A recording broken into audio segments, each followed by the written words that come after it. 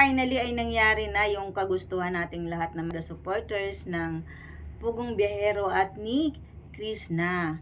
Kasi 'di ba, ang hinihiling ng naman natin lahat o ang hinihiling ng karamihan ay maging okay na sila at okay na sila. Pinuntahan na ni Pugong Biyahero si Krishna kasama ang ilan sa PB team. O, okay na sila, nagkausap na sila, okay na. Kita naman natin na doon sa video nila ay nagkaayos na sila. Although hindi na nila pinakita yung pinag-usapan nila, ibigay na natin sa kanila yun. Private na pag-uusap na nila yon kasi personal na nila yan eh. So, igalang natin yon at sana masaya ang lahat na okay na sila.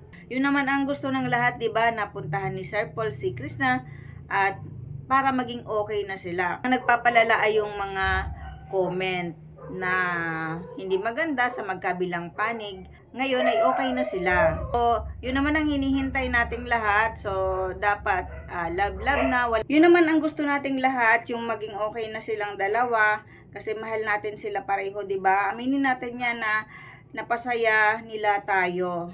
So, kung di man bumalik yung dating ganon, okay na yon. Supportahan na lang natin sila pareho.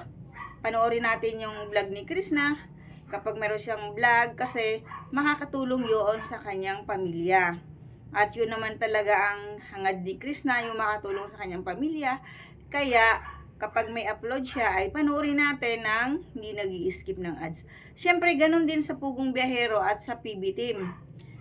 Kasama ng mga PB Team, yung mga upload nila ay panoorin natin kasi alam naman natin na more on pagtulong ang ginagawa ng Pugong Biyahero. So, supportahan na lang natin yung ginagawa nilang lahat. More on pagtulong talaga ang Pugong Biyahero. At yun naman ang nagustuhan natin sa kanila, diba? Nagkaroon na lang ng flavor yung kanilang pagbablog nung nagkaroon ng Love Team. So, ay okay na sa atin yun. Ang mahalaga, ayos na sila, walang away, wala nang batuhan ng mga kung ano-anong bash. Ayos na yun. At sana wag na rin batuhan ng mga salita ng tigkabilang panig. Kasi doon nag-uumpisa yung kaguluhan. Basta mahalin natin silang pareho, lahat ng upload nila ng PB Team ay supportahan natin kasi ang Pugong Biyahero ay more on pagtulong. Si Krishna naman, kaya nila ginawa ng channel yon at kaya nagbablog ay para maitulong sa pamilya at dahil yun naman talaga ang pangarap ng bata. No hate na lang tayo. Love lang dapat. Diba yun naman talaga ang laging sinasabi ni Sir Paul. Walang away, walang bardagulan dyan sa comment section. Mahal naman nating lahat si Krishna. Kaya sana, kung ano man yung ginagawa nila, suportahan na lang natin lahat. Lalo ang Pugong Biyahero kasi marami silang natutulungan. Siguro lahat ay makakatulog na ng mahimbing ngayon. Ayun lang po, maiksing-maiksi lang po ito.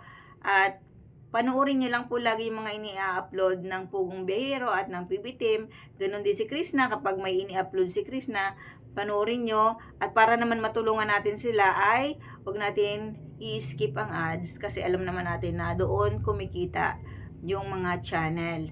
Ano po, para yun ang ambag natin sa kanila. Hindi man tayo makaambag ng financial, pag ambag man lang tayo ng sa panonood natin doon sa mga charity vlogger. Kumbaga tayo ay mga charity viewer kasi hindi tayo nag-i-skip ng ads, doon sila kukuha ng pangtulong doon sa kanilang mga tinutulungan. Sana po ay wala na pong bardagulan sa comment section. Wag na pong mag-away-away.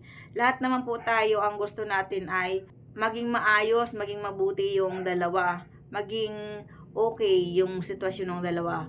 Okay na po sila. Natuldo ka na po at yun naman po talaga ang gusto ng lahat, no?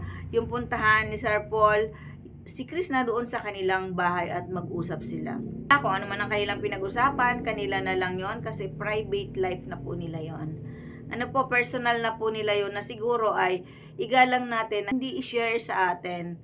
Masaya na po tayo doon kahit hindi nila isinare sa atin yung kailang pinag-usapan, iginagalang natin yun, inirirespeto natin yung ganong bagay kasi personal na nila yon. Maiksing-maiksi lang po ito kasi natutuwa lang po ako na okay na po sila, okay na ang lahat, nagkapatawaran na talaga sila at nadala lang talaga ng bugso ng damdamin kahapon sa pag-live.